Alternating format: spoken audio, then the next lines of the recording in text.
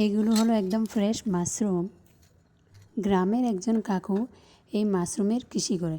সেই কাকু এই মাশরুমগুলো হোম ডেলিভারি করে। ফার্স্টে এই মাশরুমগুলোকে আমি কেটে নেব। যেহেতু এই মাশরুমগুলো ফ্রেশ, তাই জন্য এগুলো খেতেও টেস্ট অল্প বেশি। মাশরুম কাটা হয়ে গেল। এখন আমি এই মাশরুমগুলোকে ভালো করে ধুয়ে নেব। এখন মাশরুমগুলোকে অল্প বয়েল করে নিব।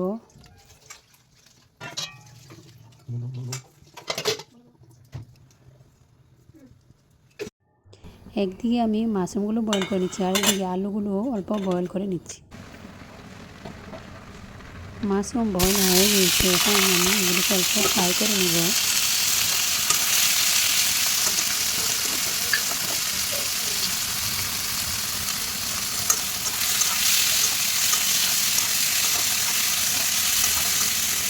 আজকে শনিবার, আর আমরা শনিবারে নিরামিষ খাই, তাই আমি আজকে এগুলোকে পেঁয়াজ রসুন ছাড়া বানাবো। কিন্তু এগুলি পেঁয়াজ রসুন দিয়ে বানালে বেশি টেস্টি হয়। এই মাশরুমগুলো না দেখতে অনেকটা ব্যাঙের ছাতার মতো, তাই অনেকেই ঘৃণা করে, খায় না। কিন্তু এগুলো তো ব্যাঙের ছাতা নয়, এগুলো একটি সবজি। এগুলোরও কৃষি করে মানুষ। একটি বীজ আছে, সেই বীজটি থেকে এগুলি হয়। এই মাশরুমগুলোতে প্রচুর পরিমাণে প্রোটিন থাকে, তাই যাদের প্রোটিন কম থাকে ওরা এই মাশরুমগুলো খেলে অনেক ফল পাবে। তেল গরম হওয়ার পর আমি তেলে শুকনো লঙ্কা, তেজপাতা ও গোটা এলাচি দিয়ে দিলাম।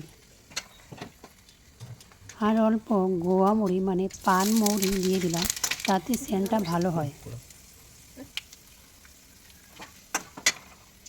বয়েল করা আলুগুলো দিয়ে দিলাম।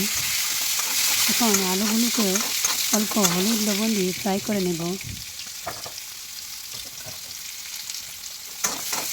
আলুগুলো অল্প ফ্রাই হয়ে গিয়েছে। এখন আমি তাতে পেস্ট করে রাখা মশলাগুলো দিয়ে দেব। এখানে আছে আদা, লঙ্কা ও জিরে পেস্ট।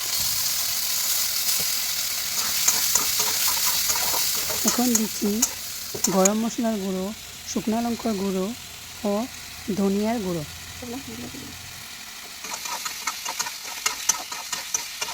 সব কিছু দিয়ে ভালো করে কষিয়ে নিব।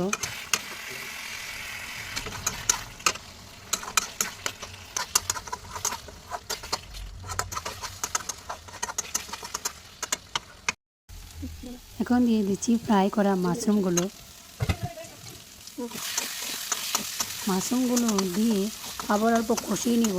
কষানো হয়ে গেলে অল্প জল দিয়ে দেব।